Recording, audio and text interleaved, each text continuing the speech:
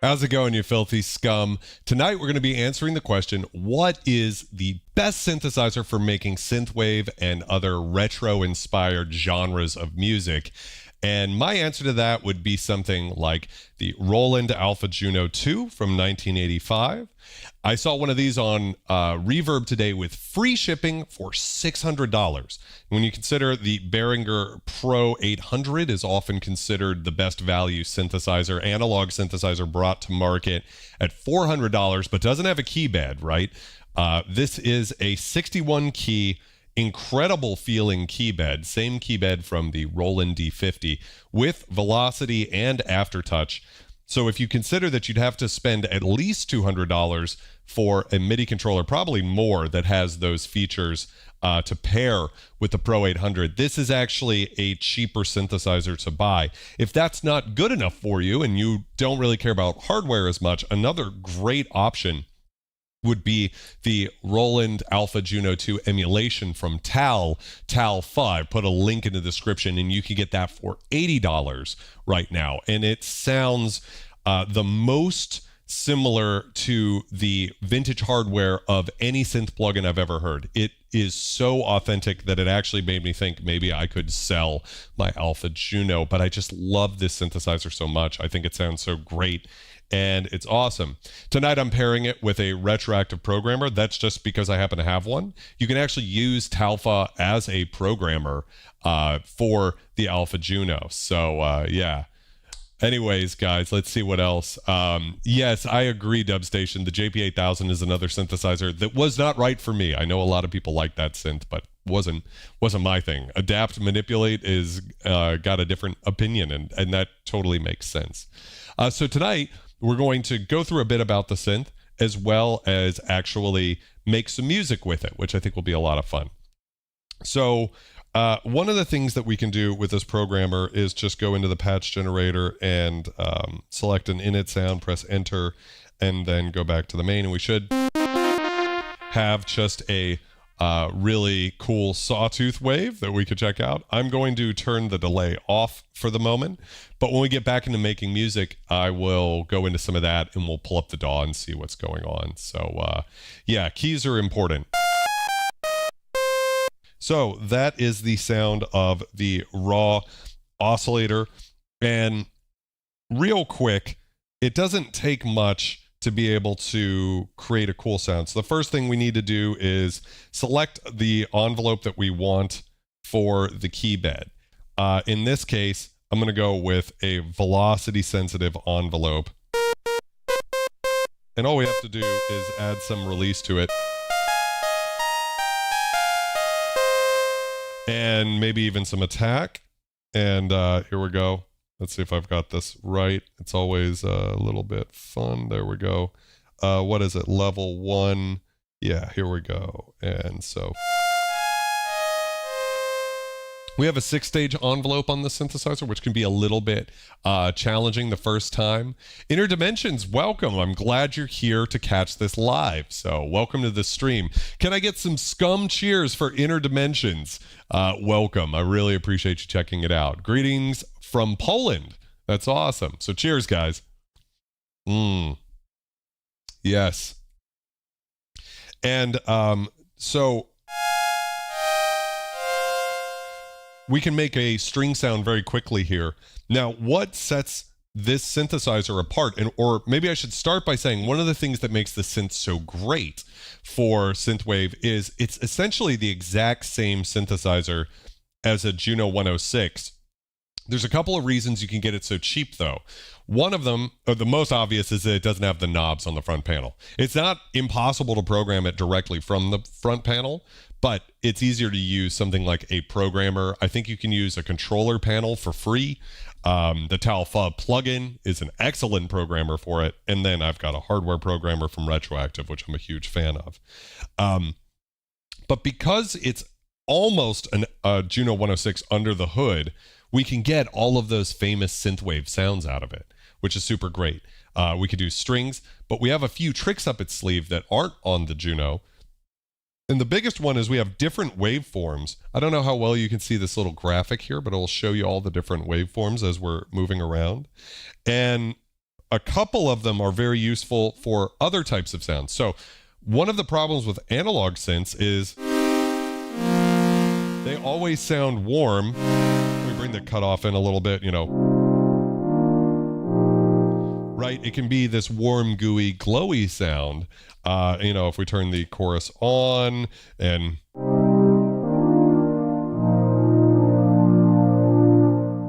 it's instant warmth and really sounds beautiful. But the problem with it is that it will always sound that way. There's not really as many ways to make bright cutting sounds. And at least half of the music that you hear from the 80s really wasn't done with analog synths. It was done with digital synths that could do those really bright bell type tones. So in the case of this synthesizer, we actually have other waveforms aside from sawtooths. And these waves are really great for making bell sounds. So this is like a sawtooth with some additional harmonics in there. We've got pulse width modulation on the sawtooth wave, but then even this brighter one, which can sound a little video gamey and grating on the ear at first, but what changes that is when you introduce the filter. So again, I can just sort of assign the envelope here. I've got this little envelope select thing. So I'm just going to select the same envelope as before. And what we'll do is we'll add a little decay to this sound like this. And then just change this time so it... Right? And we can even increase the level quite a bit because we don't need much of a drop here. Right?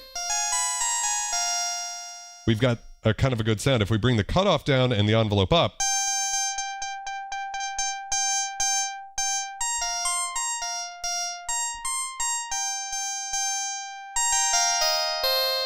we can get a very cool bell sound. So let's go back to that first wave. The second wave, I mean.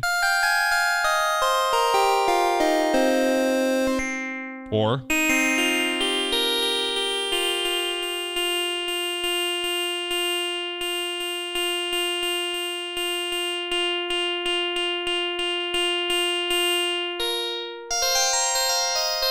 So using a really fast decay, we don't need almost any difference in the sustain here.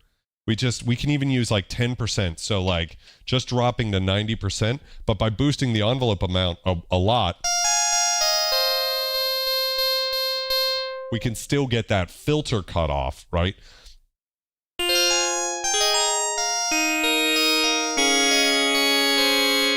Get these really beautiful sounds. Dubstation points out rightly that the Novation Zero Mark II has a template for the alphas. So what that means is if you have that MIDI controller, you could just pull up a template. I think there's one for the Behringer MIDI controller everybody uses as well. A JX03, that's a really great synthwave machine, and basically everything I'm going to discuss tonight will apply to that too. The JX series doesn't have these more complex waveforms, but it does have a lot of the other stuff, so definitely a super cool thing. If we want to fatten this sound up a bit, we do have a sub-oscillator, which can actually dominate the sound, right, and sound really beautiful. We can dial that back. We don't want it to be quite as thick, and we have different waveforms as well. So all sorts of much more complex waveforms.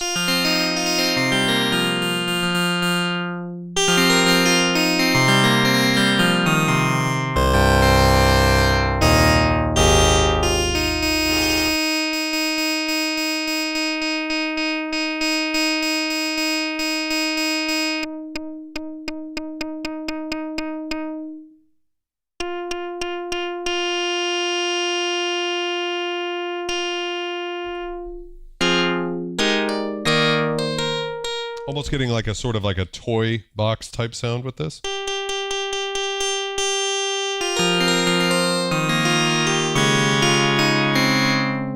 So that's what really takes the Alpha Juno into a brand new territory, is that this synthesizer can get these sorts of DX7 E-piano and bell type sounds, and it just sounds really phenomenal, and you don't really need a whole lot to be able to take it into that place.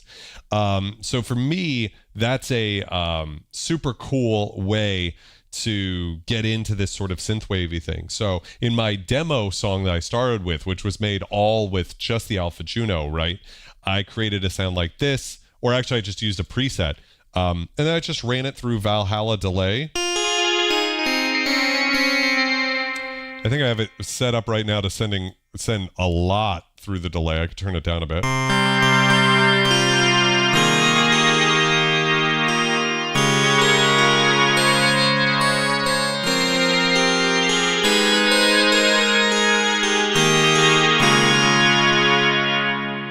I have it set to a pretty bright setting. Again, we'll get more into some of that as we dig in.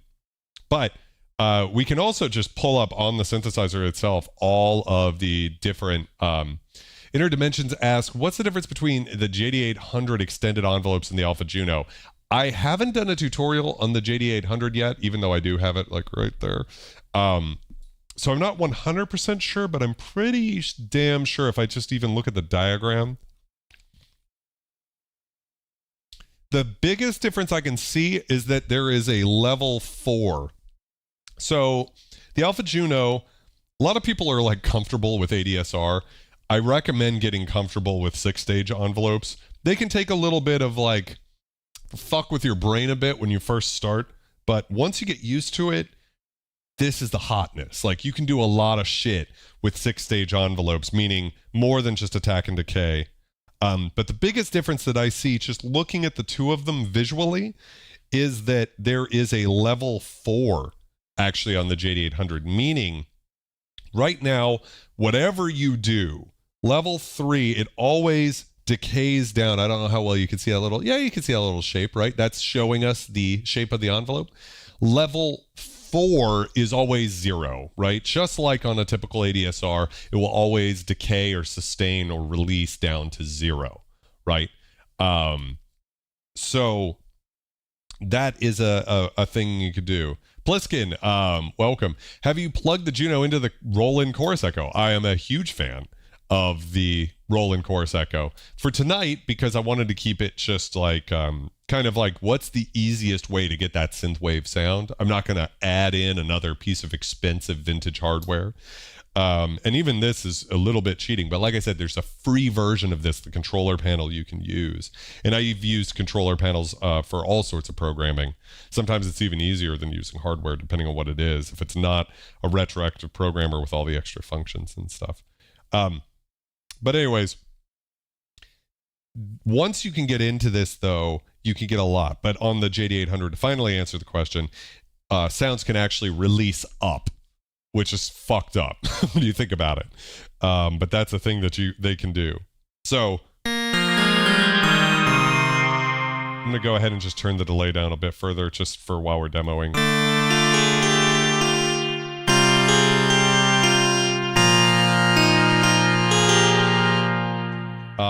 So anyways, we could again just create another init sound. And this time, what we could do is sort of the same thing. We could just do a little envelope select here.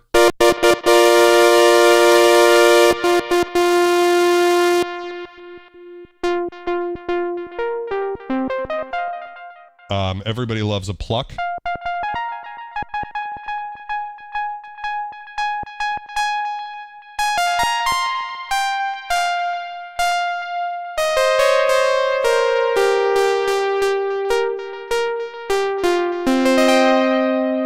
Adding some resonance in.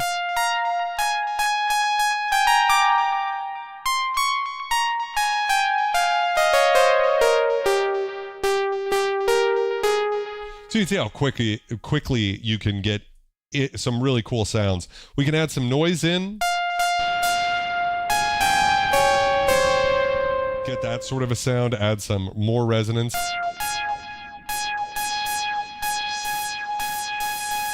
We could actually even We've got envelope time follow, which is a thing that's sort of like the Roland D50 has something like that. But why don't we pick one of the more interesting waves? One of the things we could do is actually pulse width modulation. So the amount.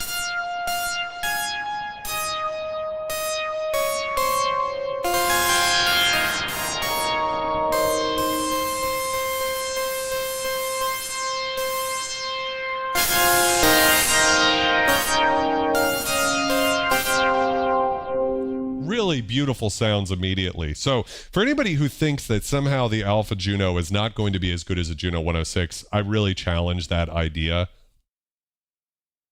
I don't think that, I think there's a bunch of reasons to get a Juno 106, but I don't think one of them is that you can't get basically the same sounds from an Alpha Juno. I think that it's a phenomenal piece of gear.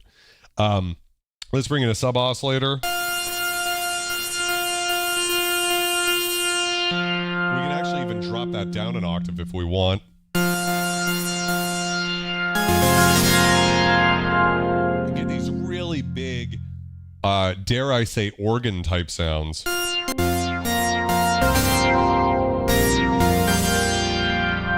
increase the decay if we want to get a brighter, longer decay.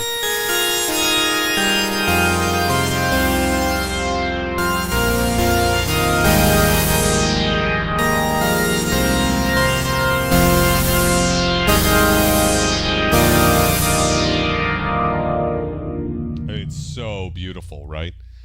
So again, this is just like another direction we could take this synthesizer. And then if we wanted to pull out the noise and bring in some attack here, right?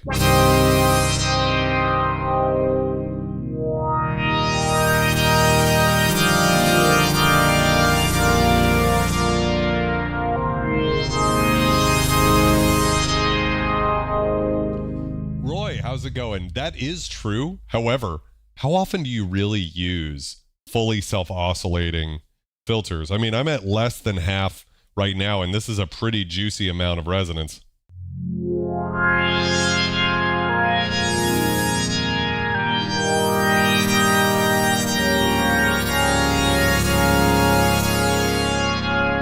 Yeah, so definitely we could take the resonance all the way up just for the fuck of it, but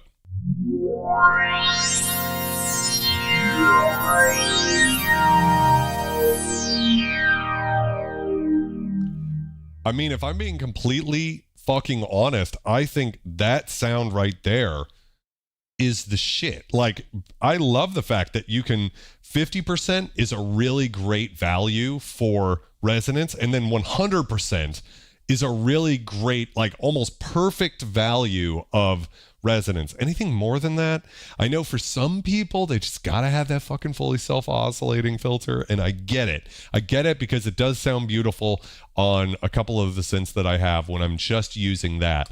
But for this and what they're trying to do, this is where it should be. It should not be, or it need not be fully self-oscillating. We have a high-pass filter. Take the resonance out, so because it'll be fatter with that. But we can cut some of that out with the high pass filter.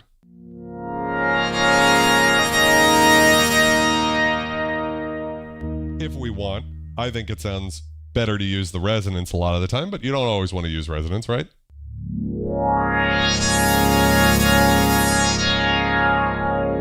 I mean, it's just gorgeous, isn't it? Jerome says, I find self-oscillation more interesting when used with full keyboard tracking and no envelope at all. Yes, I agree. I think that's the only time I find myself thinking that fully self-oscillating filters are cool. Just when you can play the filter with full keyboard tracking, which not every synthesizer can do. And even like some of my favorite synths, like the Korg Poly 6, for instance, is very hard to get it to track the keyboard precisely. Inner Dimensions asks, which is better in your opinion, the Alpha Juno or Alpha Juno 2? I always recommend just going with the Alpha Juno 2. In fact, in my best vintage synths of 2024 video, I was expecting to recommend the Alpha Juno 1, But the Alpha Juno 2 is actually cheaper. And again, I don't know if you caught this Interdimensions, but there's this guy. You can buy one of these in great condition, restored, like fix the key bed and everything, for $600 with shipping on Reverb today as of the recording of this video. So that's a pretty good deal. And a lot of the times the Alpha Juno 1s hover around that price point, but it's 1 octave shorter. So you lose, about 6 inches. And you also lose velocity and aftertouch, which is the bigger issue. Now, having said that, if you love Synthwave, the truth is velocity and aftertouch are not really that big of a part of the Synthwave sound, because all of those synthesizers that came before the Alpha Juno 2, synthesizers like the Roland JX3P, the Jupiter 8, of course, Jupiter 6, Juno 660 and 106, all of those famous Roland synthesizers don't have velocity or aftertouch. So if you're going for that vintage Roland sound in your Synthwave music, I hate to break it to you, but if you're using velocity and aftertouch, it's probably going to sound more modern and less synthwavy. So that would be there. Adapt Manipulate doesn't love the filter as much as I do. That's okay. Yeah, we all got I got 6 inches to spare. Yeah, the MKS50, another great way to do this. If you go with the rack mount, I didn't check out what the prices of the rack mounts are. If someone could tell me what the price of a rack mount MKS50 on Reverb is right now with shipping. I always talk about prices with shipping, not without, to try to do apples to apples on this. Synthwave is a construct.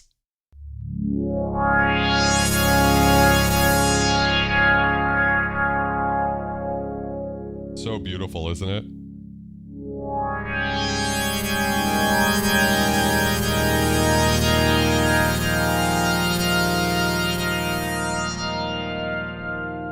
Just great sounds. And so I think this is a good starting point. I actually really like this one for us to jump over into the DAW.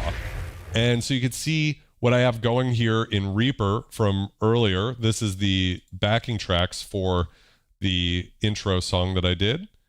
And I'm just trying to get this so that you guys can see this pretty well. Do you guys have a preference of a BPM maybe I could do? I'm going to delete this marker off screen here. That just tells the computer to stop. And so the first thing we should discuss is the drums. So I'm going to keep the same drums because I've found over the years when it comes to live streaming that the least interesting part of a live stream is picking out drum sounds. All of these drum sounds are from my vintage drum sample pack. The link is in the description. It's $10, sampled from a Kwai R53, a rare drum machine, only released in Japan. But the type of sounds that you might hear in a lot of industrial projects, as well as, honestly, drums from the 80s. Like, I was listening to Janet Jackson the other day, and I thought the drum sounded industrial as fuck. It's more like if you play, like, Whitney Houston style DX7E pianos over that, it doesn't sound like industrial, but if you do industrial bass lines, it does. So anyways, here are some drum sounds that are from my vintage drum sample pack, Diodes and Rust. Here's the kick drum. Oh, interesting. Kick that on. So this is the kick that I'm using. You can see the only thing I'm really doing is just shortening it a bit. I could turn that off, I suppose. Not too much of a difference. The snare drum, quite a bit. So this is how it would sound. And the thing is that just for a song like this, a super down-tuned snare is just going to sound a little ugly. 101, 158, 707. Dub station is 158. I felt like 140 is approximately, but is 158 your sort of territory? We'll set it for 158. Clap, really nice, just boring ass clap. I actually think some compression on that might sound nice. Just pull it up, and we can even add some. It has this interesting. I'm just using Satala, by the way. It's like a $20 plugin that auto maps in Reaper. I use it for all my drum sample stuff. It's just super simple and easy. But we can actually, get a little bit of EQ shape lose some low end and add a little bite. So just a bunch of really simple drum samples, all from a vintage drum machine. I think that's kind of the critical part to get this sort of retro sound. And we'll talk about a few different ways that we could do this for sure. 707-909. Sure, 707-909. Those samples are great too. I quite like the PCM-based drum stuff. I guess the 909's like symbol is PCM based or whatever, but I think a lot of the later stuff is actually really great too. Stuff that sounds like the Lindrum or Oberheim DMX, but isn't as expensive as those. Of course, you could use something like GeForce's Oberheim DMX plugin. That would work perfectly well too for what we're doing here. Boat Dude, welcome to the stream. Jethro, welcome. So yeah, let's see. 86 or so, which that seems not so far away from halftime of Dubstation Zero's 158. So let's just drop in here. We'll start a little drum loop, and I'll just drag this over here so you guys can see what I'm doing. This is the nice thing about Satal, is it just sort of auto works in Reaper. So we'll just do something kind of chill. So see how fast this is. Yeah, so we're going to go like real nice and slow. And for some reason, the velocity's coming in slow.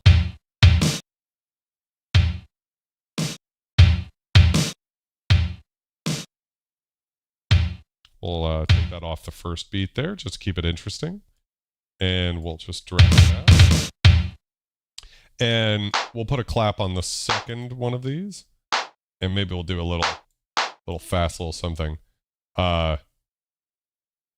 There's nothing more scum synthwave than Lindrum EPROMs and Alesis HR16. Let me know when you've got one of those that's in great condition. I'll buy it off of you. Let's add some drums in here, okay? I'm gonna throw some triplets and do some stuff that's a little bit a little polyrhythmic, where we're gonna have a little gap in here, something like this maybe. To keep it interesting, right?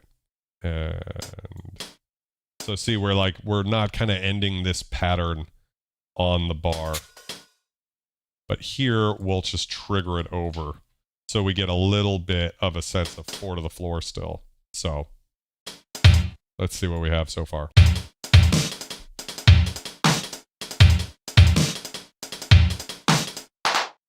I love doing any sort of polyrhythmic stuff. We're going to do the same thing here. A little bit of open hi-hat on the offbeats. Nothing groundbreaking, right?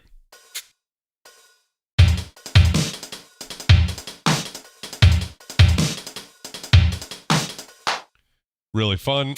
Shaker, wonderful. Let's see. Maybe something more like... what would it be? Something like this?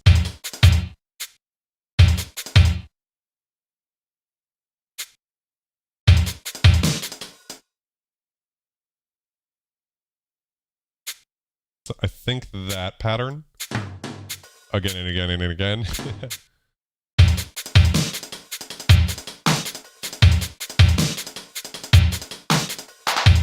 There we go. We could add some lasers and shit. I mean, but I think for now that's messy enough of a pattern for us to get going. So we're going to just change this and just have this say Juno bells, and then we're going to turn input none, so nothing's triggering that. So back to the synthesizer here. Jump back over here.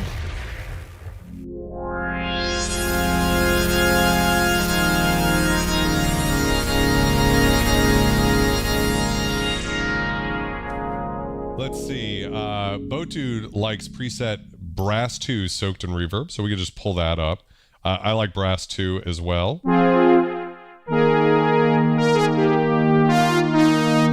Very velocity sensitive. Eric Persing, who worked on the presets, I don't know if he's the only designer, but you could tell there's quite a range here. Really dark and fat all the way to really in your face. One of the only things I don't love about some of these is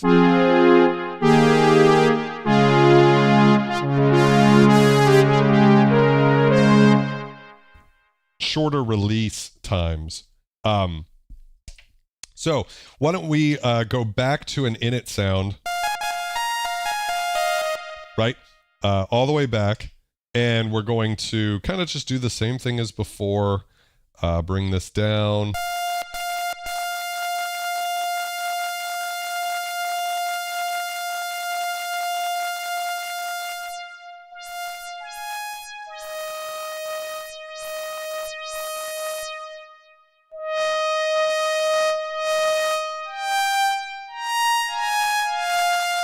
And I want to create a string sound, right? I think that should probably be pretty close to that. Maybe we'll go brass, but we'll add some chorus in.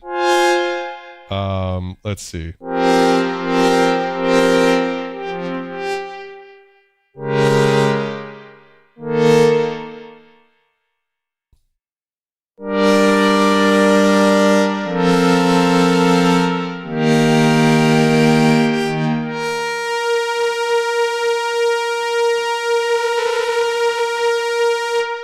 And the chorus could go really fast. So that's, again, something that you're not going to get on just the regular Juno 106. You don't really have control over the chorus. And that's a huge difference, right?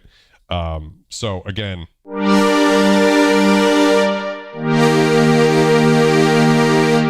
really beautiful. Let's bring in some of the shape here.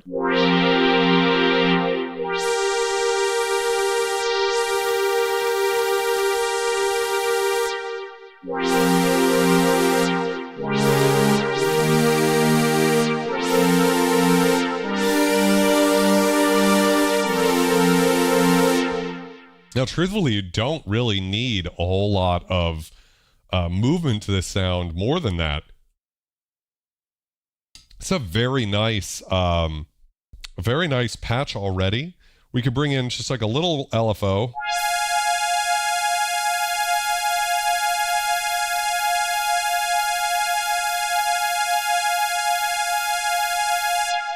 Just so that it breaks up the sound a bit, so our ears don't get super bored by what we're doing. A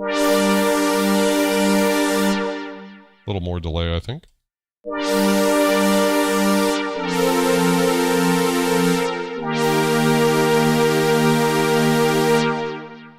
If we wanted to, I think we need a little more release, and then we could go to pulse width modulation, increase that.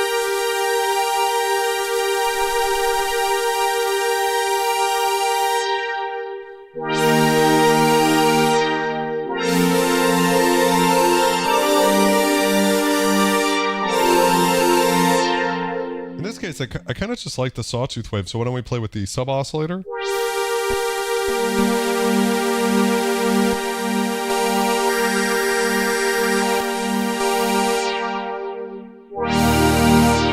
Almost like a vocally tone.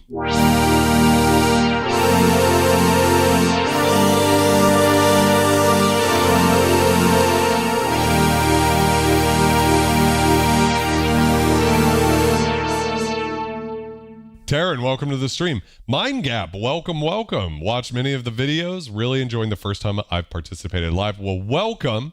Can we get a scum cheers in the chat for Mind Gap welcoming a new member of the scum family? Can I get some scum cheers? Amen. So that sounds really great. I'm going to bring the sub oscillator down so it's not overpowering the sound.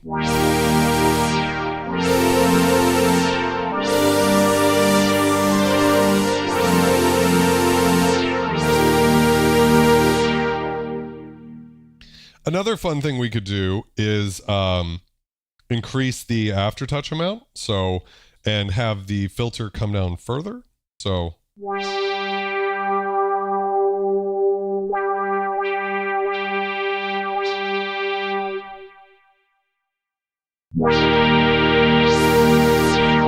if we wanted to use aftertouch, in this case I don't know if we need it.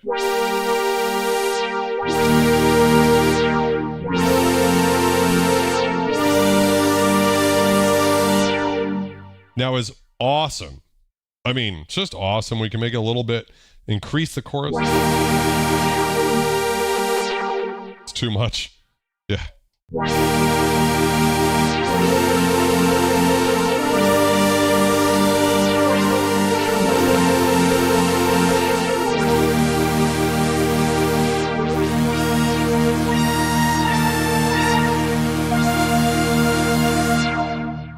Really does sound phenomenal. So not a lot of reason to fuck with that other than I think we need to high pass out a little of the low end.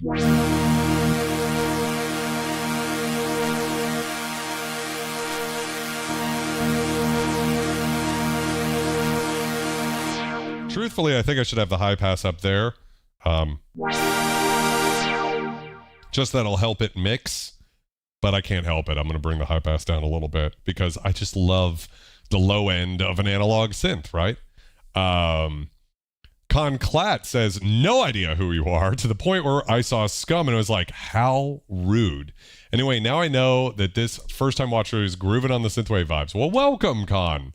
Yeah, I mean scum to mean that everybody is welcome here. I don't care who you are. We don't tolerate pretentiousness here.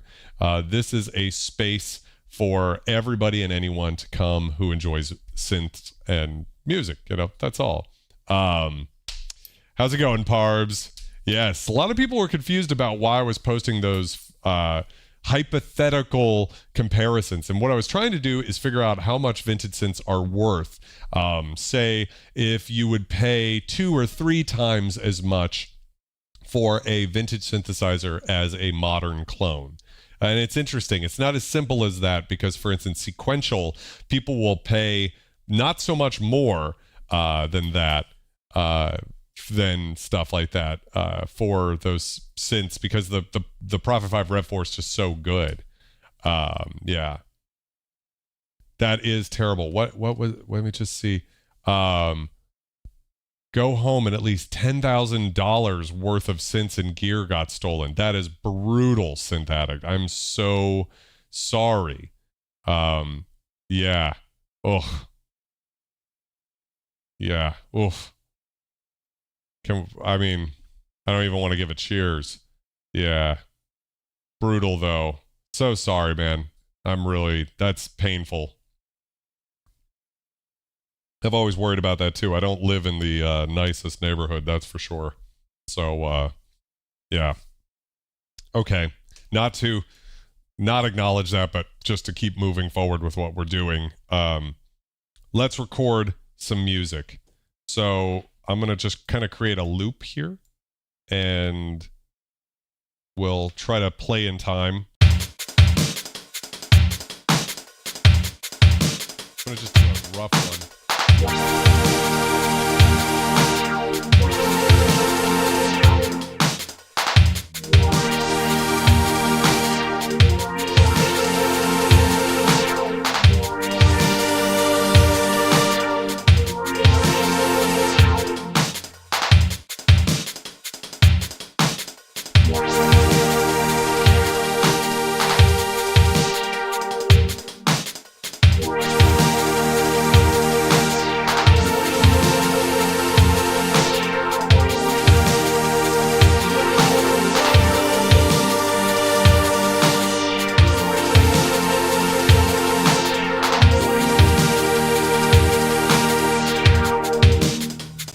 So I had to tune the envelope time there a bit to make it fit with our tempo range. One thing I'm going to do is dial out the LFO to the filter, but I want to dial it into the pitch of the LFO a bit. I'm sorry, the pitch of the DCO, which is over here. So...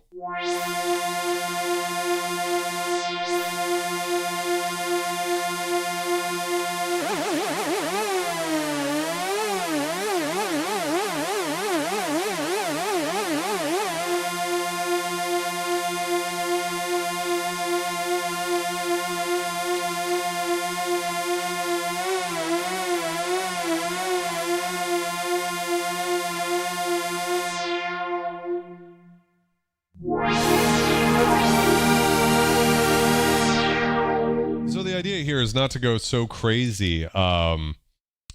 So I'm going to turn it all the way off so you can hear the difference here. Rather static at the end there. So just by adding a little bit of, you know, like 20% on the DCO. You can hear it's getting pretty lo-fi vibes there. So I'm going to dial that back. I don't need much. It's just there to give it a little bit of movement to help it from being too static. One thing about these DCO synths is they can sound a little static because it doesn't have that natural VCO drift in there. So we're kind of putting it back in, right?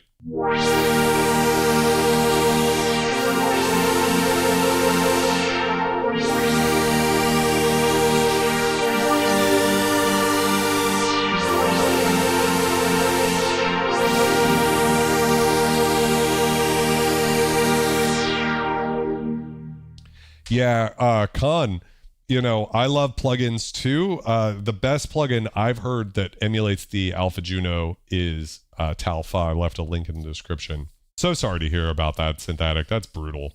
I'm really, it's just painful to read what you're going through. So hopefully they're able to recover that stuff for you. And, you know, if someone tries to sell it at a pawn shop or something like that, and you can identify one of your synths, they probably try to sell most of them there. So I'm just hoping that hoping for a miracle for you, brother. So sorry about that. So again, now I'm going to try to do just a quick pass of recording this little riff here. And I'm hearing nothing. Did I solo? It's weird.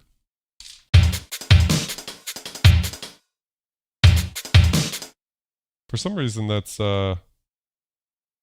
coming out. I guess I'll just turn the record monitoring off and see if that does it. There we go.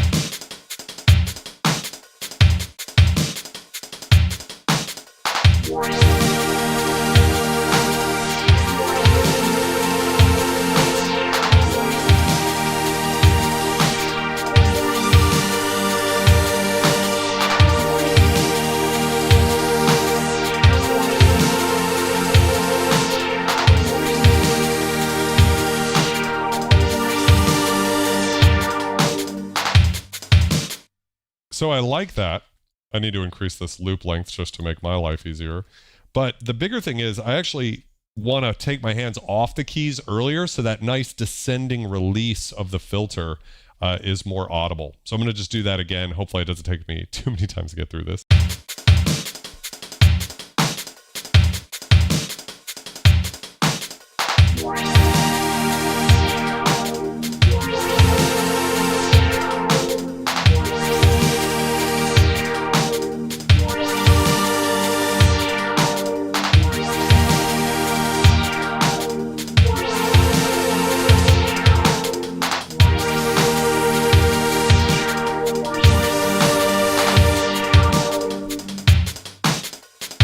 Some sort of weird little glitchy thing I had happen in there. What happened there?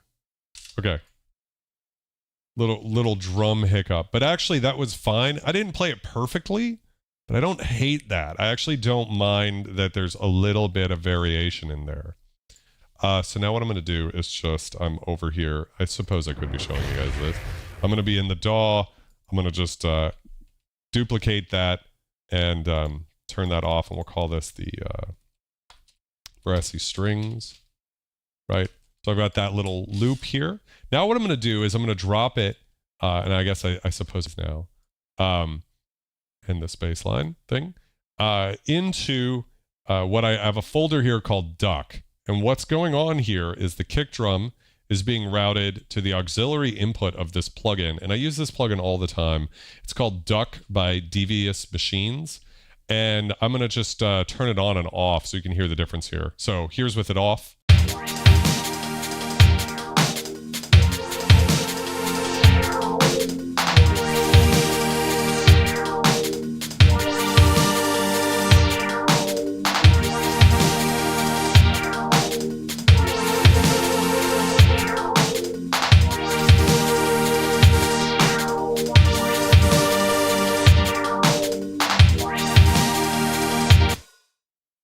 So it's adding that wonderful pumping sort of sidechaining thing.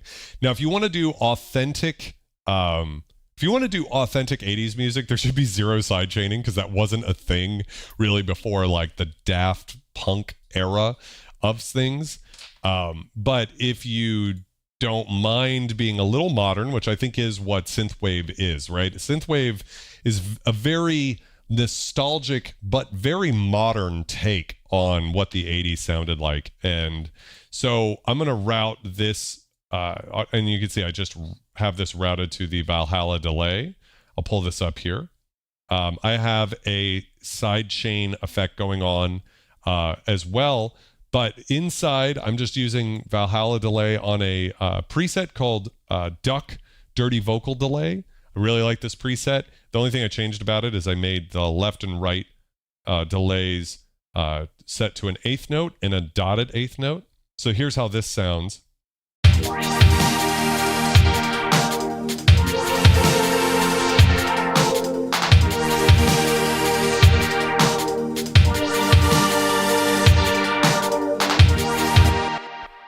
Synth Addict, again, so sorry for what happened to you. I hope everything works out for you. Hope the cops get there shortly and you're able to recover that gear. And if not, get a fat insurance check. So from all of us here in the Scum community, we're just wishing you the best. So sorry that happened to you. So, yes, resynthesize. So what I'd like to highlight about this plugin, I'm going to increase the feedback a bit actually. But using something like a delay, and you could use hardware, of course, too, or something more boring than this. You don't need something like this Bucket Brigade delay emulation, but I do think it sounds really good. It's got a very authentic sound. One thing about this plugin is you can turn any delay into a reverb. But that's, you know, for another story. You could increase the modulation amount so it could get a little bit more warbly, which gets a little, you know, a little wonky. And unlike many delay plugins, you can actually push the feedback into self-oscillation like you can on Bucket Brigade delay, analog delay pedals, as well as tape echo, of course.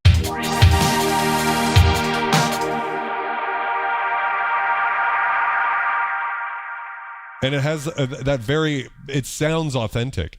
So really a great plugin. I love the Valhalla stuff. That's just there so you guys know about that. But the bigger thing here that I'm trying to get across to you is how important it is to add some space to the sound to give it that modern synthwave thing. So a lot of 80s music is surprisingly dry. Maybe a chorus pedal or something like that on there. Maybe a tape delay, something. But modern stuff is going to usually have a lot of delay and reverb, and using techniques in this plugin, we have ducking. So what this does is it reduces the volume of the delay while the signal is coming in. So there's sort of like a couple of layers of pumping that I've built into this. I've got just the input ducking into the delay. So the delay sidechain compresses itself out of the way when stuff is coming into it. So actually I can show you how that sounds if I turn the recording back on here. So if I turn this all the way up, for instance, you only hear the delays afterwards. Whereas if I turn it all the way off, the delays are there all the time. I thought about 50% was good. If I turn the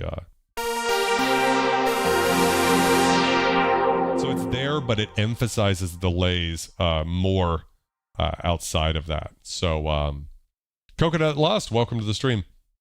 Yeah, you can build your own best of library from your own and other people's libraries and send the whole thing to the alpha. That's true. We even, when I did a live stream checking out alpha, we were able to send the presets to the hardware, which is pretty crazy. Yeah, I need to get Soothe too. I haven't actually fucked with it. I'm a mastering engineer by trade, so I'm pretty used to finding resonances I don't like. But it does seem like a pretty much as close to like a magic plugin as they have out there. So right now, anyways, we have this brassy string thing going on.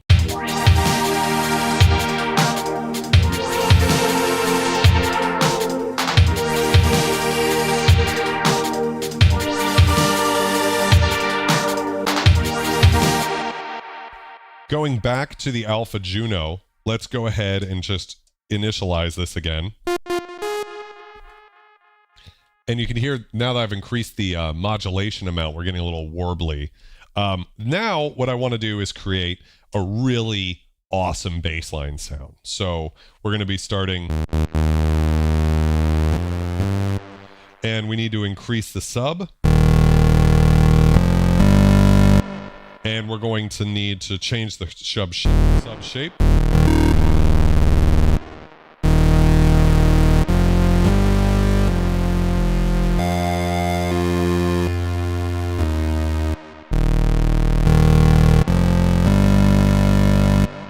I really like actually the sound of that particular wave.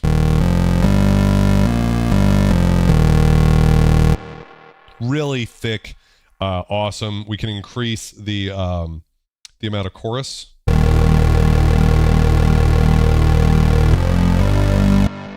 Things start to get kind of hoovery.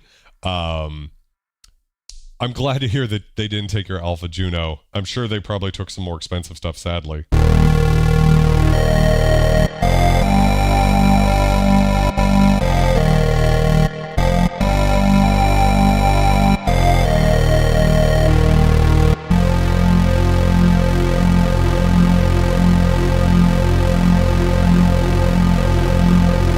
Oh, I should be over here so you can actually see what I'm doing. Silly me. You guys can go ahead and let me know when I'm making a mistake like that. We could use the pulse width modulation. Also, we could turn the, we could just play the sub.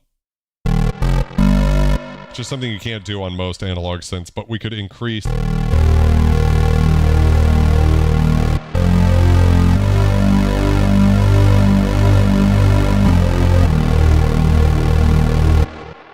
We can make some pretty nasty square wave pulse width modulation bass lines.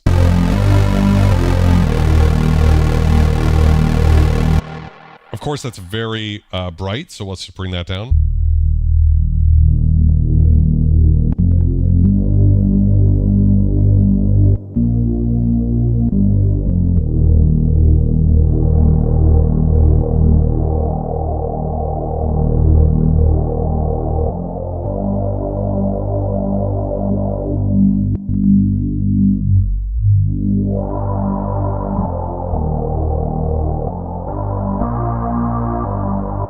Now we're almost getting like a weird sort of vocally tone to it, right?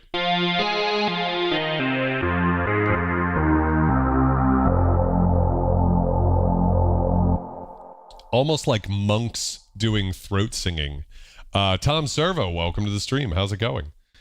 So I think this is a pretty good place to go. We haven't even had to use the VCA or the VCF at all. So let's go ahead and assign that.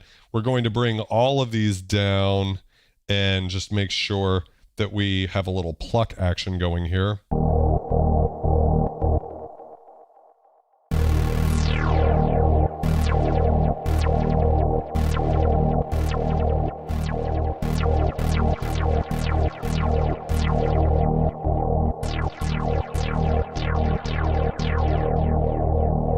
And then we can just slow that super slow.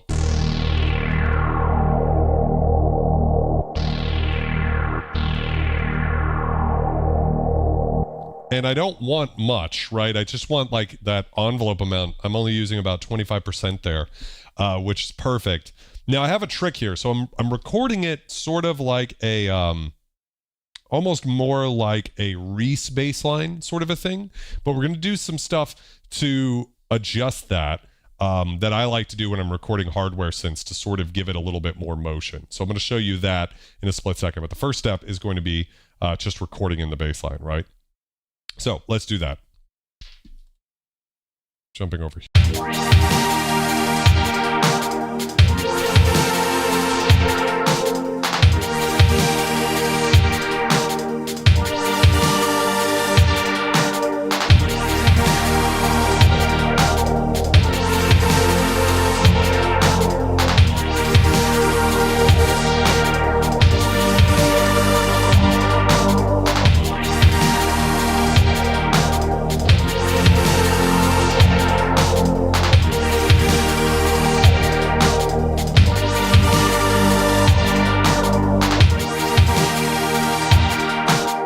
All right. So, jumping back over into the DAW now, that's not the DAW. This is the DAW. We're going to jump in here. I'll duplicate that. We're going to call this the bass. And we can change the color of this maybe to like a pink. Love a good pink. And I'm actually going to pull it. Let's just leave it there for now. But what I'm going to do is this bass line, I'm going to pull it out so it's no longer... Let's see if this is it. Yeah. So that I don't necessarily need to feed this any reverb, right, to the delay, right? Because it's a bass line. But I can drop it in this folder here. And what that does is it means that it will be sidechained. So now what I'm going to do is just drag this over here and turn this into a little loop. So this should be right. Let me just double check it.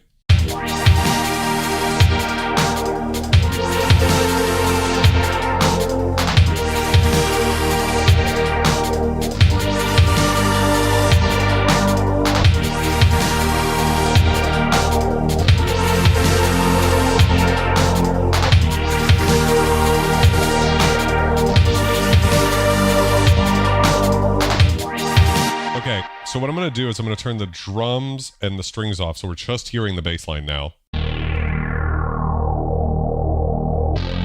we're going to use one of my favorite plugins. We're actually going to use Filterverse, which is from Polyverse Music. Oh no, I don't want to update right in the middle of a live stream. Are you kidding me? Oh man. Oh, it's so silly. So we could use another plugin that's very similar to Filterverse. Would have been great though. We'll use Shaperbox. So I got this from Cable Guys. This is another really cool plugin. It has all sorts of really complex stuff. Let me see though. Is there like kind of like an initial like new preset here? So there's all sorts of things going on that we could do here. Actually, I might have a... Yeah, here we go. I've already created a preset called Easy Pluck, and I think it's modulating the filter and the volume, but I think the volume's off. Yeah, so let's just listen to it with the filter and see what's happening. So that's obviously happening way too fast, so let's just bring that to like eighth notes, but it's probably even... Let's try that.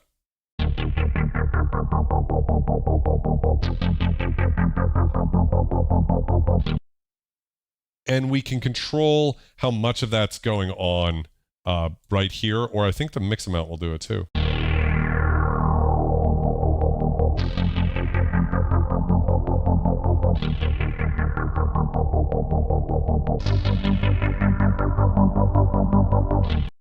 Con, it is a MIDI controller that gives you Moog-like dials for the Juno. That's it. That's the perfect way to describe it. It's basically a way to make your Alpha Juno feel like a Juno 106, but it's actually got more controls than a Juno 106 because there's more stuff. Omicide, yes, I have back in the day, but I don't have it currently. Yeah. So anyways, let's turn the everything back on now, and we should be able to hear. Oh wait, let me do this. I see what I've done here.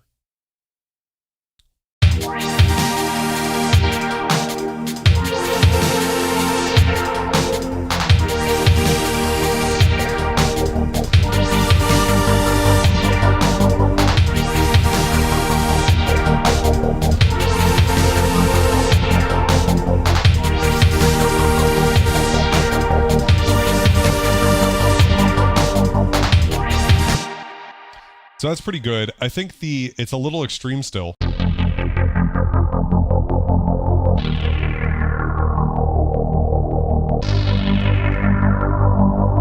Another thing we could do is adjust the shape here so that we get a little bit more of an exponential shape, kind of like an analog synth would have if we were sequencing this out, right?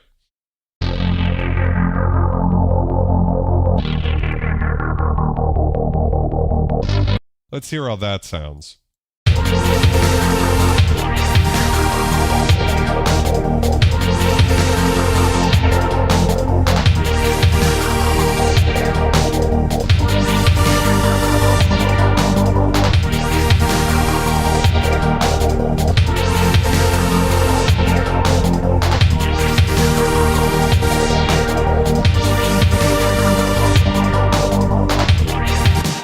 definitely hear I jumped the brass patch there. But yeah. So that, by adding that little exponential shape, it was a huge difference between it just being a straight shape versus that. And all that's doing is just creating a nice little filter. We could change the filter type. There's all sorts of shit. But I mean, you guys got the idea, right? It's just to add that movement in. Of course, this synthesizer responds to MIDI, right? You could always just record in what you want using this as a MIDI controller and then spit it out of your DAW back into the synth and, you know, have it do any sort of sequence. I like to physically play it because you get that sort of vibe to it, and then use something like a plugin like Filterverse, which is great because it's got like distortion and stuff in it too. And that's another little trick here, would be to use some distortion or something to help, you know, modernize some of this stuff.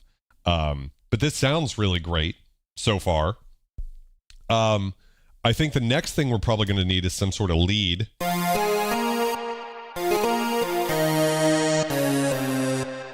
So again, back to the hardware. You guys can see it this time. I'm going to just spit out another init sound. I'm going to go back to the main so you can see what I'm doing. Let's add, let's build that LFO sound in now. So because I love that sound on a lead, right? A little bit of delayed LFO. So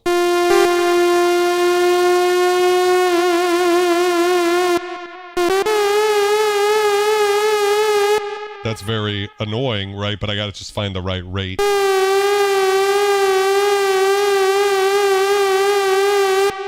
Somewhere around 76 is good, and then we'll just bring it down to like 20%. But we'll delay it so that it takes a while for that LFO to come in.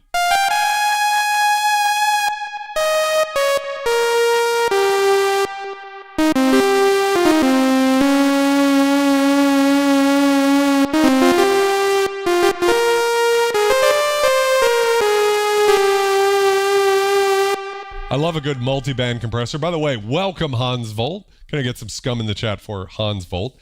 Mr. Cowfood, yes, Retroaktiv is a modern Roland PG300. It's got a lot of features. For instance, you can control like two at the same time. So if you wanted to control this synthesizer and a rack mount, or like two rack mounts, so you can have a stereo Alpha Juno. That'd be pretty sick.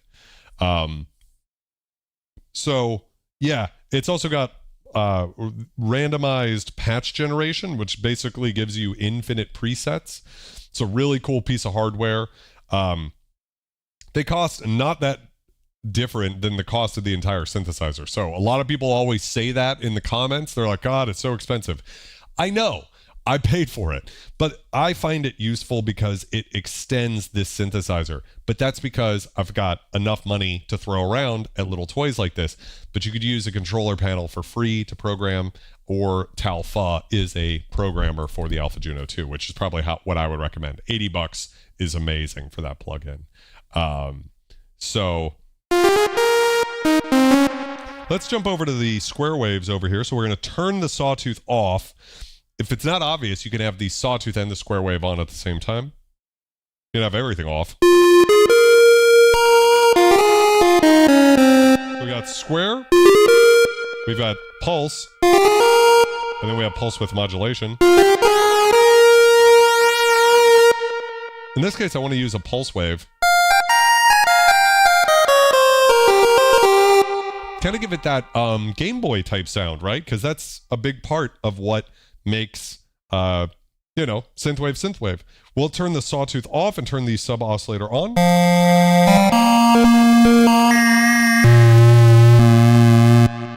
So we have all sorts of different subs. Curious how that'll sound with the pulse wave. Let's try all of them.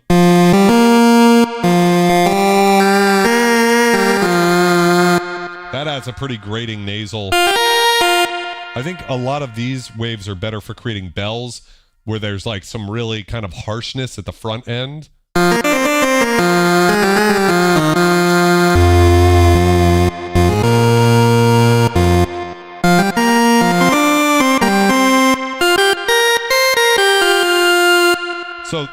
that sub is really loud, but if we high pass it out,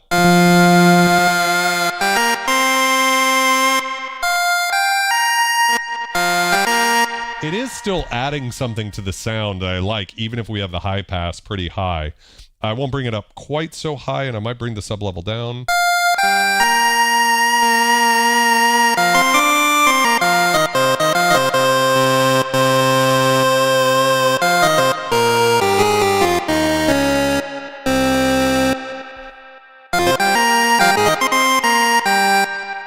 So we're still Game Boy, but we also kind of have this beautiful sound to it.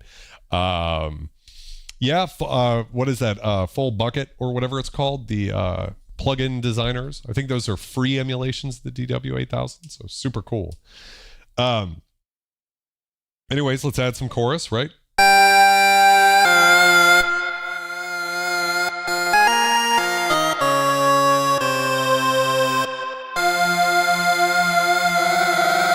We can actually take it into some pretty crazy territory.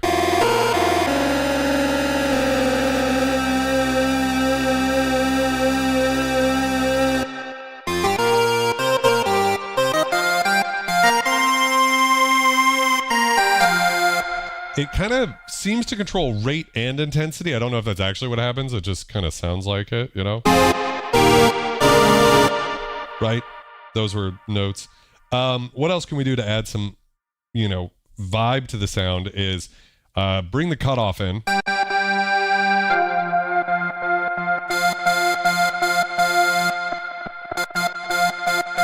And, you know, kind of same thing, bring the level all the way. Bring these kind of down.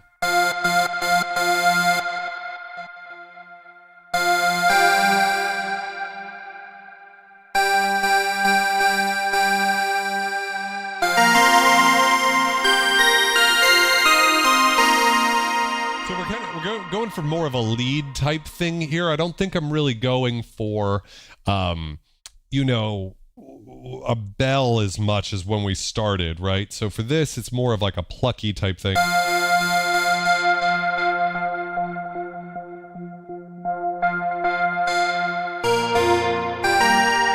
guess it's kind of dependent on the cutoff, right? If I bring it down really low, it is kind of a bell.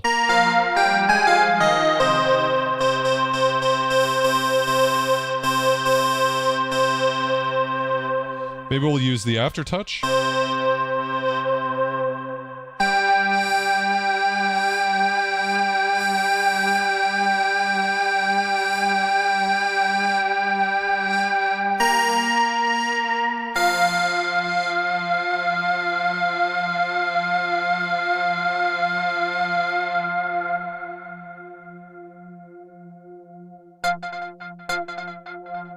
Let's see if I can actually even...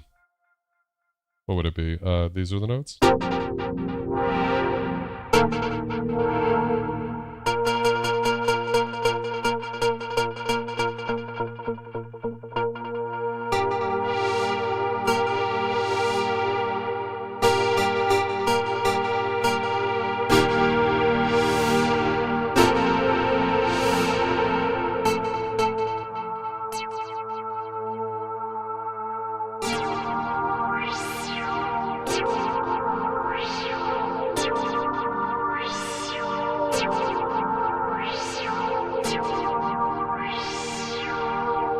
So it's kind of the differences of what you want to do in terms of resonance, because it does get pretty thin. But that's probably good for a lead, right?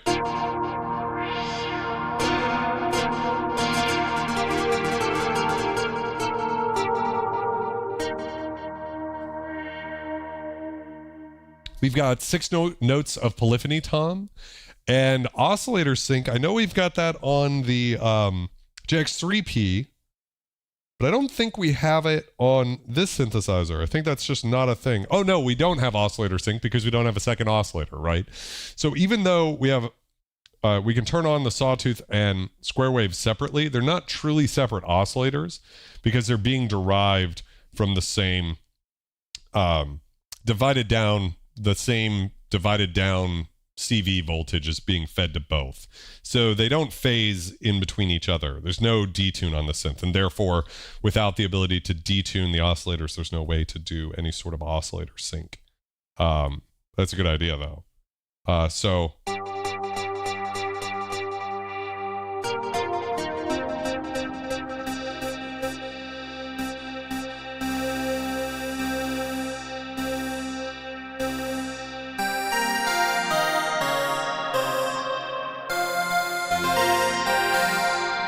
we got a pretty good sound here. Let me see if I crank it up a little bit and if we can.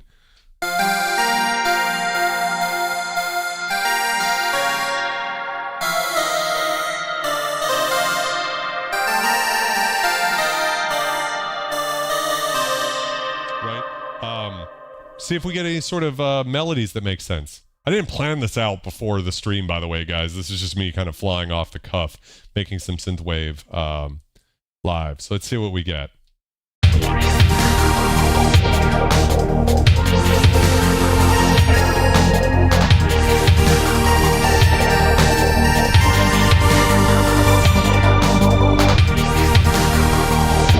So turn up a bit, and we do not need that much high pass.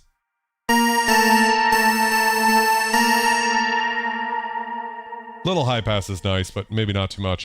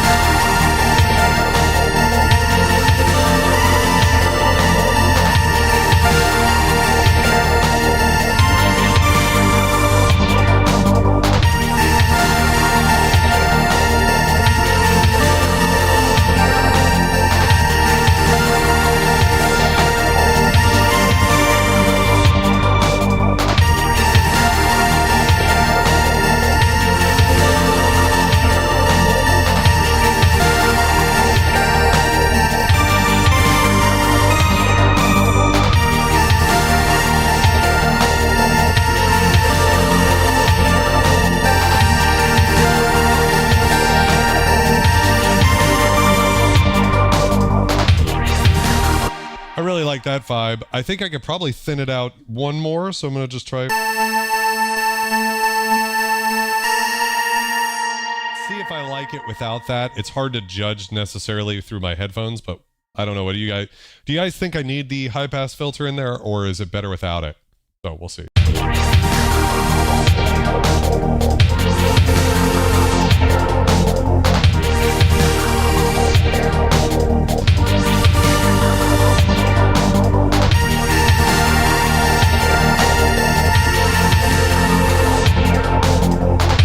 Daddy needs more thickness than that. Let's try a high pass 2. As far as where people rank these, I would say these are not ranked very high, which is a shame. I'd say this is one of the most underrated synthesizers of all time. It sounds gorgeous, as I think you can hear. Everybody knows the most important part about how a vintage synth sounds is how it looks. And unfortunately, back in the day, 1985, this synthesizer doesn't look cool compared to the Yamaha DX7 and Roland's own analog synths like the Juno 106. So it just didn't benefit from that. And that's a shame because it is a gorgeous sounding synthesizer, as you guys are hearing right now. And that's why I love showcasing it on this stream, is you could get one of these bad boys for $600 with free shipping today, right? That's insane for a piece of history from 1985. Yeah. Little ARP would be nice. I'm kind of doing a little sequence thing. I'm not very fast. I think it's too muddy. Less volume on the bass. Whoa. Inner dimensions. That's intense. That's an opinion. I love the bass. Nick Bad is selling his Jupiter 6. Really? For how much? Can I get that? I actually really do want to eventually get a Jupiter 6. But I'd have to see what he's selling it for. So let's see. I think Highpass 2 is good, though.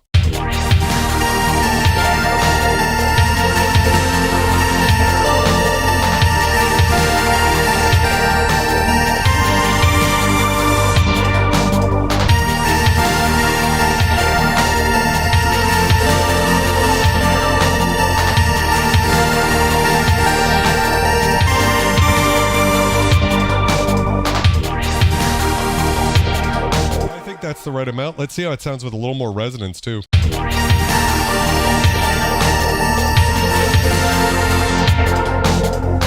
I think even a little, I don't know if I actually adjusted the resonance or not. I like sort of played with it, immediately found where I liked it and left it.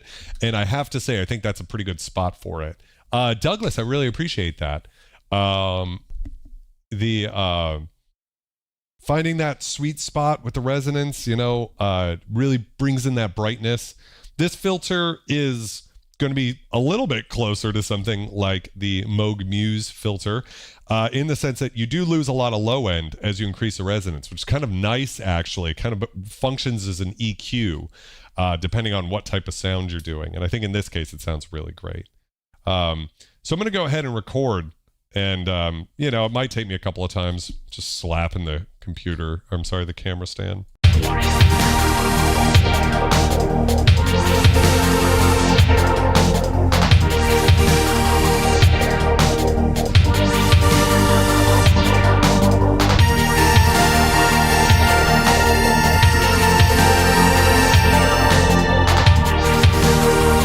Already got the notes off, right? Douglas asks, do you think the K3 overlaps with the Alpha or Juno, for that matter, as far as the sound for Synthwave? I think the K3 can do really great sounds. It's not going to sound exactly like a Juno. The oscillators are going to be, the oscillators are darker and the filter, the SSM filter, is darker. So it's going to sound really warm. This synth sounds warm, but it's also very clear. It's very bright. The filter is very brassy. I think it sounds awesome. But, you know, some people did say, I mean, it's a brighter filter, right? So the K3 is going to have more weight. You're going to drag up more weight. Now, it's got a high-pass filter too, so you can filter some out, just like what we're doing.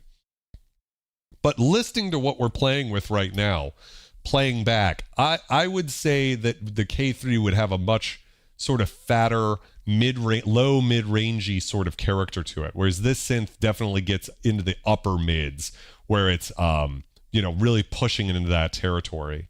Having said that, like K3 and a J2, really strong combo, because the K3 can get you into that hybrid territory, and the Alpha Juno, really phenomenal analog synth. So let's go ahead and see if, for the love of me, if I can play notes, you know, at all.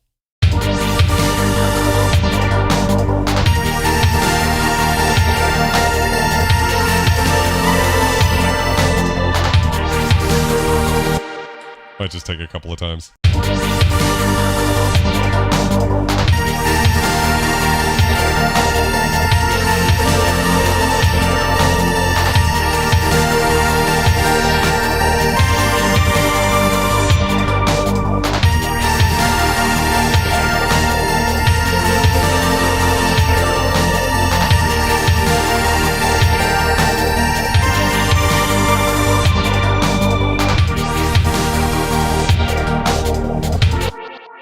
Can't really see the waveforms. Here they are.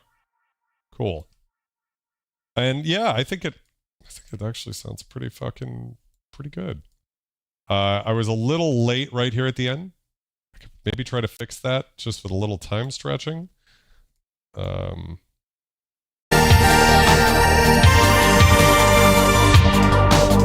don't think it even needs it.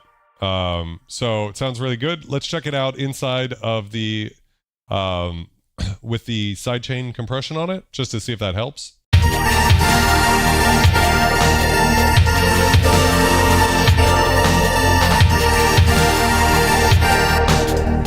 I don't think it helps. So we're going to duplicate this, get rid of that, turn that on. We'll call this bell thing.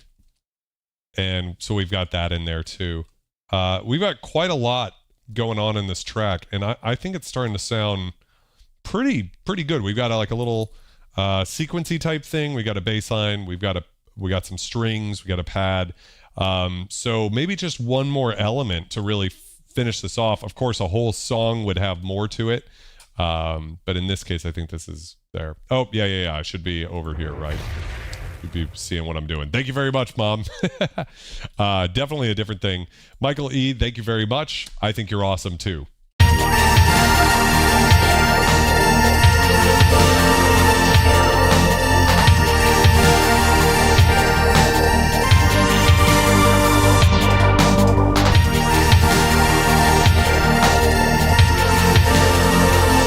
I mean, one thing is I haven't used any EQ whatsoever. So to your point, so if I turn, let's build this up with just like a little EQ other than what's, you know, on the actual hardware, the high pass filter. So let's start with just the bass line, right?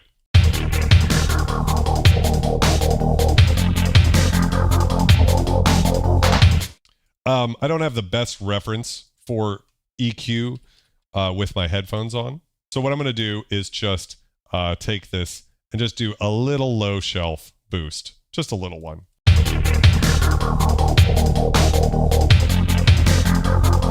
Also, we've got that resonance has a little bit of an annoying sound, so I'm going to just pull out a little mid-range frequency.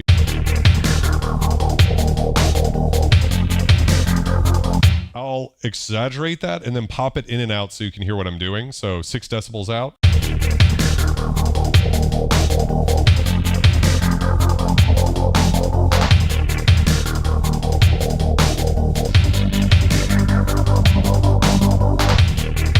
So we'll just split the difference there, right? Now, bringing in the strings, we'll probably have to do a little bit more EQ, a little more fine control. I'm just using the stock EQ plugin in Reaper, Retroaktiv, a great plugin. So first thing we're going to do is drag this down and turn it into a high pass filter and just bring out some more of the low end likely.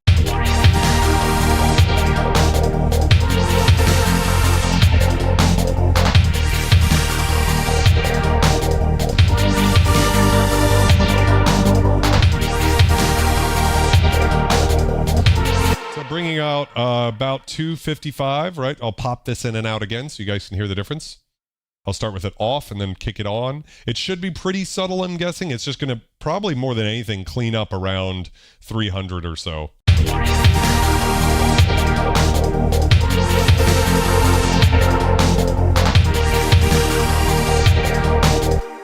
And in fact, I'm actually probably going to do a little push-pull, boost a little in somewhere down here to give it a little bit more warmth again.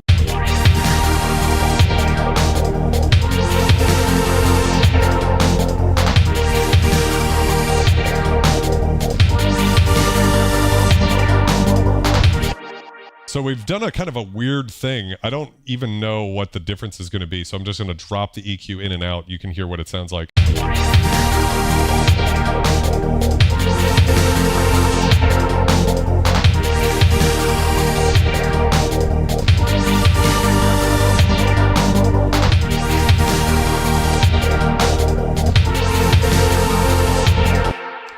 We've cleaned up the low end, we've tightened up the low end while simultaneously exaggerating it a bit. So it actually sounds like it's a little fatter, but it's also cleaner. So this is the type of like mastering engineer thing that you might be looking at this graph and being like, he's doing nothing. But I'm not. You can hear the difference for sure. And in fact, we can even delta solo this. So if I turn the drums and the bass off and we pull this up again, we can hear the difference. What we're listening to is the delta solo. So that's the difference between the input and the output, right? With the phase inverted. So we can really hear exactly what the EQ plugin is doing. And you can hear this really muddy frequency. The low end rumble has just been pulled out, right?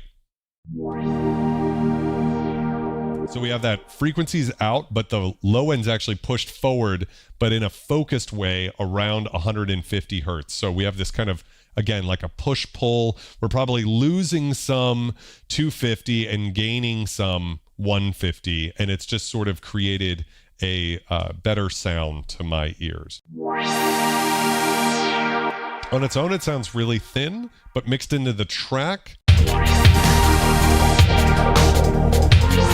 the difference in perception of like I would say 9 times out of 10, this is a general rule for if you're mixing your own synth jams.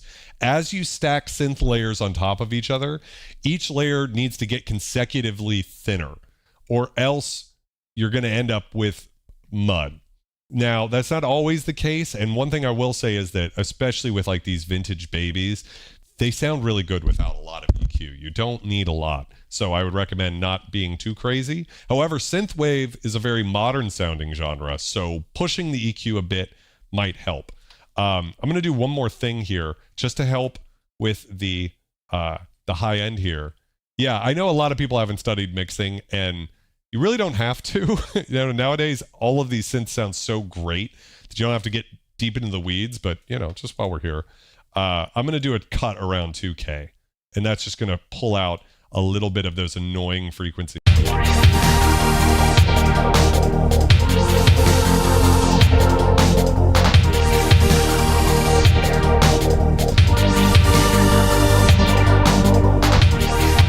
.2K is where your ear is most sensitive. It's like the real harsh, like sorts of frequencies. And so just pulling out a bit of that can do a lot. Let's go check out the bells now. Same thing. We're just going to add some EQ to it, and we'll see what we need to do.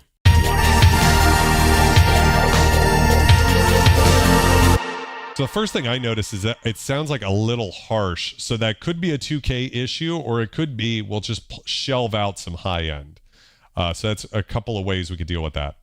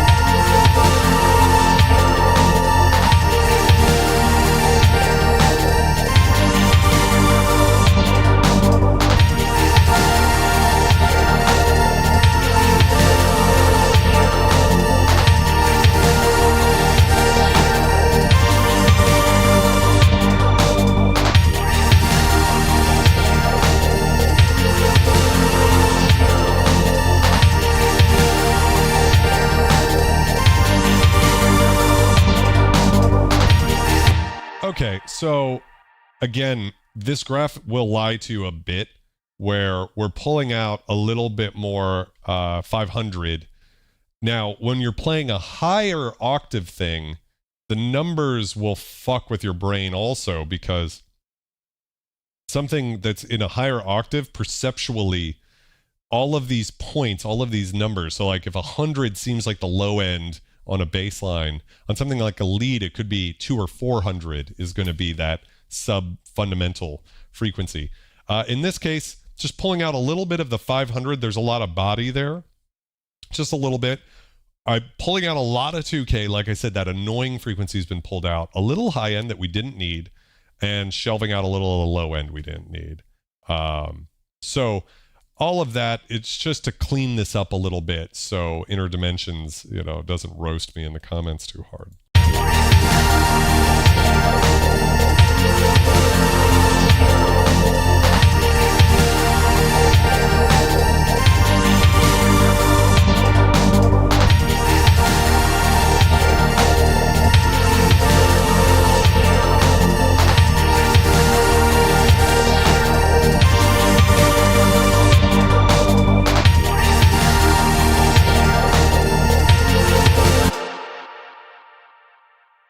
The 1 and the 3 and the 3 and the 4.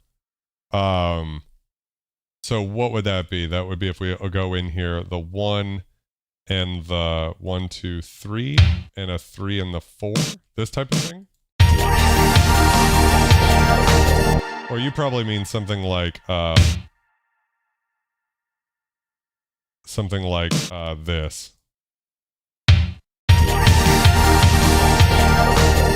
Right. Yeah, this has ended up being kind of like more of a halftime-y type feel to it. 2 and 4. 1, 3, 2, and 4. Yeah, you could just delete this and get kind of this action going like this. It'll simplify it down a little.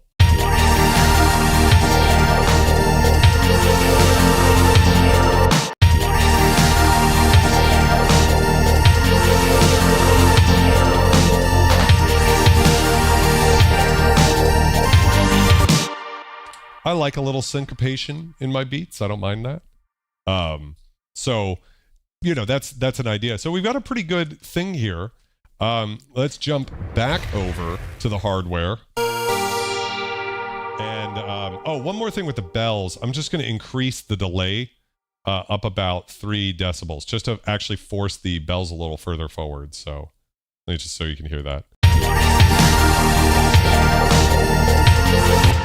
Inner Dimensions, I'm just playing around with you. I'm glad you actually stopped me, because I have a tendency to do these streams without ever touching EQ, because I want to keep the synth sounding pure, but that's not what Synthwave is about. Synthwave is about taking the impression of the 80s, but cleaning it up and everything. So just add a little extra bells, or extra delay to the bell.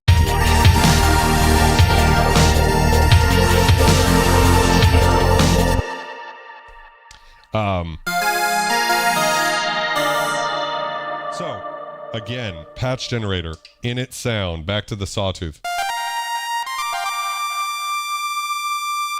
What? I think we need one more. What the fuck are you?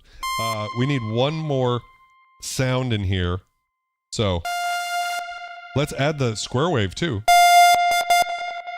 Unfortunately, there's no way to adjust the ratio between the sawtooth and square. So I'd love to be able to pull this sawtooth out a little more, or square out a little more. Yeah, so what is it? Night Call by Kavinsky, right? And I mean, that was really like the first real synthwave track.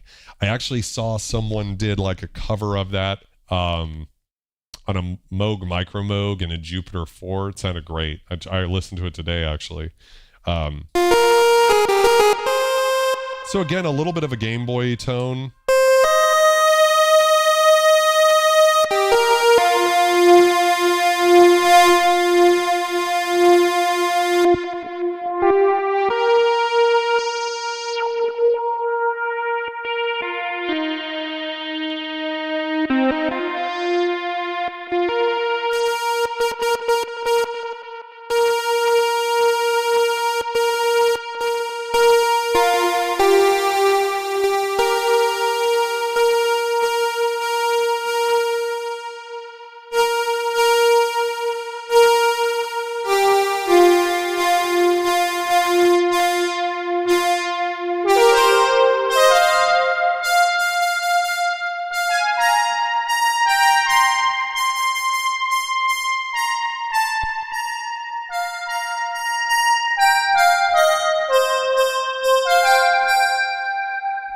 So now we're almost getting to a little bit of a Fluty sort of territory.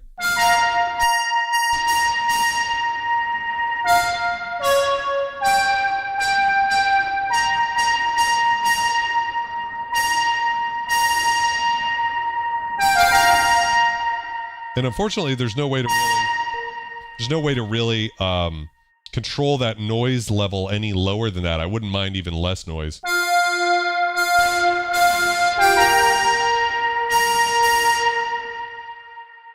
Again, we can set the rate and delay and just add a little bit of LFO into here.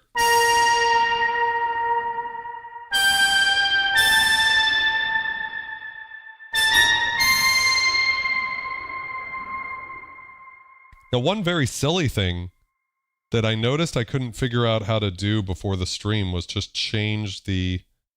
So let's see, if I go to parameter select, DCO range, and then I go to value, and then I just increase that to 16, will that do it?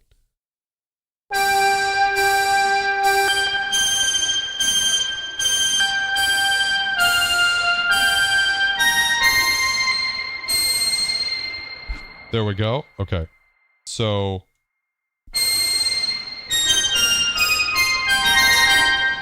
almost kind of reminding me of a patch from that Molchat Doma song. I think I'm saying their name wrong.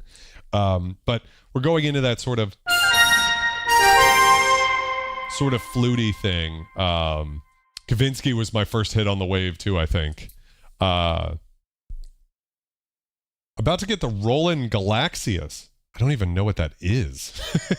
What's the Galaxias? I feel like I've just missed out on something important. So anyways, I'm going to play through this a couple more times and see if I can find some cool notes to play in here.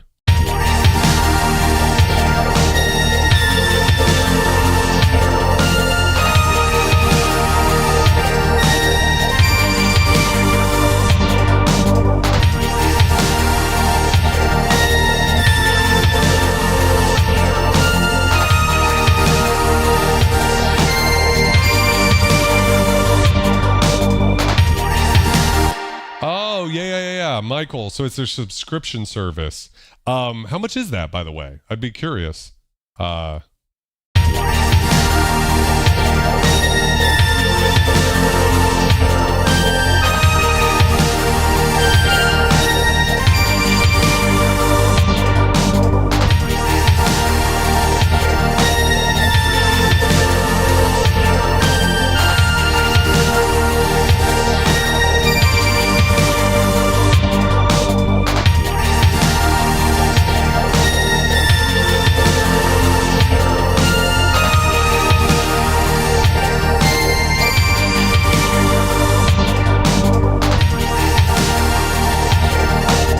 In this case, because it's such a high note, I don't think we need to actually, how do I say this? Like, we don't out at all. It's very, like, specific to those frequencies. So let's go ahead and record this in.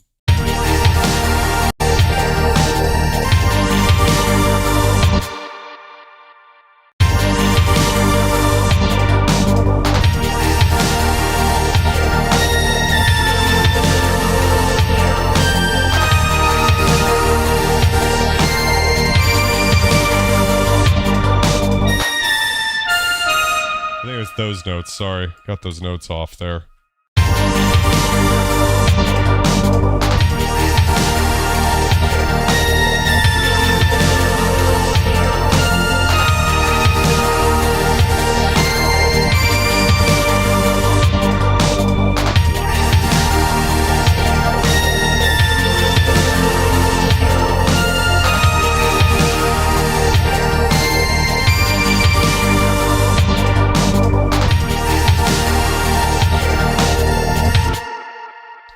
So a very big, beautiful lead sound. In fact, we could probably loop it like this, just like that. So let's see if I did this right.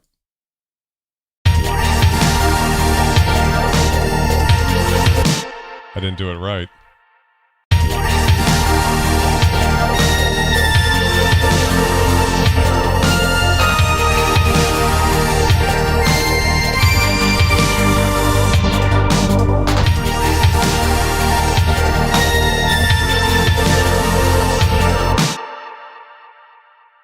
Now, let's just add some panning to this. I actually think the EQ sounds pretty good, but let's go ahead and, just for the sake of completionism, add some EQ. We'll take this out of this. We'll call it flute thing. I don't know why there's a lot of things in this track. Okay, so.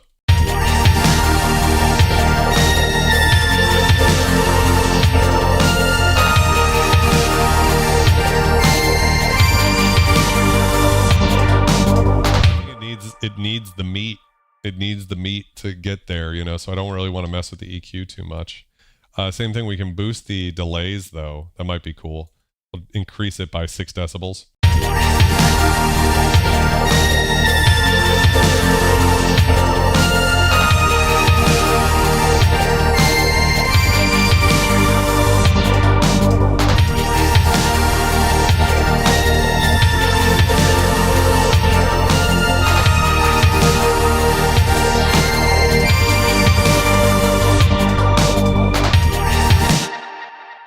So sweet, right? Sounds gorgeous.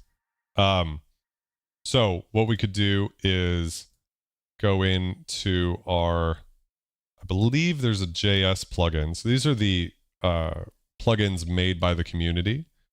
And in Reaper, there's so many. And they're so good too. I mean, a lot of them like this Atlantis reverb and stuff. A lot of really cool plugins. I've done some coverage of this like years ago on the channel. But what we'll go to first and foremost is, let's see if there's anything for panning. Ping pong pan. Here we go. Real simple. Just a ping pong pan added to that. You control the frequency and the width.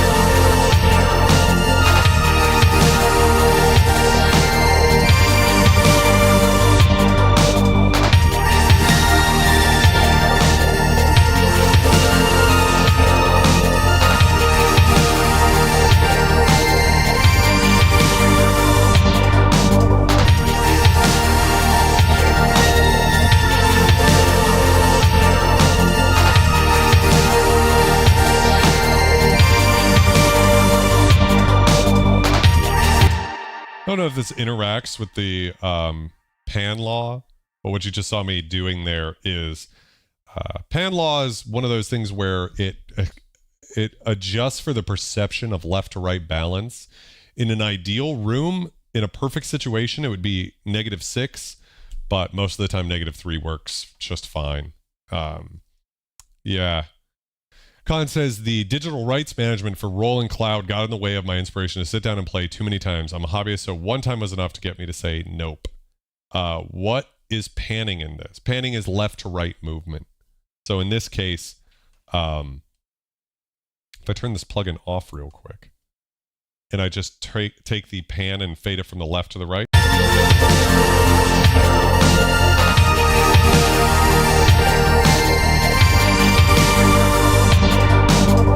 You can hear that it's either on the left channel, the right channel, left headphone, right headphone, that type of thing. And I'm just automating that to have it sort of automatically wiggle left and right. And that's just to help, you know, open up the space of the song, because we have one track down the middle. Maybe I put some chorus on that too. But basically when everything has chorus on it, I mean, it can get wide, but like not there. So yeah. Michael, I'd be very curious to see how you feel about the Roland Cloud. You know, $200 a year is not bad. I always think of things in terms of like 5 years. Would I want to spend whatever 5 years is? And $1,000 is a little tough, perhaps, for me. But I understand. I mean, they got a lot of cool software, so it's hard to say. But for $500, I think you can get Arturia's V collection on sale around November for about $500. So that kind of weighs that way. Nate says, great. Greetings. Not great. Greetings, Vulture Culture. Inspiring video. I need to change the battery in mine and crank it up again. Peace. Stay sound. Peace, Nate. Yeah. Yeah, 30-day trials too. Yeah, everybody has to have their cloud. So for me, Museo by Cinesamples is an awesome subscription model because it's cheap enough that it's reasonable. And orchestral samples are different. I think have a different kind of value to them than synthesizer plugins, because there's just so many great synthesizer plugins and a lot of them are very reasonable. And then there's software you can buy for, you know, instead of $200 a year, you could spend $500 on Omnisphere. So if you're going to use it for more than 2.5 years, you might be better off. But it depends. Some people would prefer one thing over the other. The Arturia 61 key 2. I didn't see much of a difference between the Arturia Mark II and Mark III. Maybe I'm missing something, but when I watched the video from Loopop, I didn't see much of a difference. Khan says, do you do track doubling, pan one left and one right? And if so, what can you do to differentiate between the channels? So that's a good question. I don't do a lot of that type of thing because I'm lazy, I think, predominantly. But you could do that. And the easiest way to do something like that would be on this synthesizer. You're a little fucked. But what you could do is take the envelope or something and route it to the oscillator and slightly take one side channel out of pitch from the other by like 5 cents. And that'll usually do it enough to give you more difference between the two channels. With a DCO-based synthesizer like the Alpha Juno, the pitch is going to be very stable. Although we did find when we did the test between the Alpha Juno and Talfa that with Talfa, actually the tracking was slightly better in tune than my actual vintage hardware. So we had to like, there's a setting in there which is great, like a vintage mode, but vintage DCO is different than vintage VCO, right? So just a little bit out made it sound just like the hardware. BMW has a cloud subscription for air conditioning. Yeah. The Juno 2 reminds me of 40% of all of synth pop. Why is that? Because it's a great sounding synth that's very versatile, that can do bells and strings and brass. It can do all those famous analog sounds, but it can also do really bright digital adjacent sounds. So yeah. Oh, that's interesting. Yeah, they didn't mention it. But yeah, I didn't notice much of a difference between Mark II and Mark III. I'm sure there's something, but Jupiter 6 is awesome for Synthwave 2. The only problem with like recommending for me the Jupiter 6 is it's a very expensive synthesizer, you know, $4,000 to $6,000, something like that. And my goal with this stream was to just, you know, compare a synthesizer you can get for a tenth that price, $600 right now on Reverb. So I think we've made a synth pop song. I think that's a good place to call it for tonight. So what I'm going to do is basically during the outro, I'll play the song one more time so you guys can hear it in its kind of completion. But I hope you guys had fun tonight. For me, this was a super cool, the Aria J6. What's the Aria J6? Is that just the, like, the System 8 model? Something like that? Anyways, I had a lot of fun tonight. I hopefully have convinced someone out there to buy that $600 Roland Alpha Juno 2. I think this is a phenomenal synthesizer.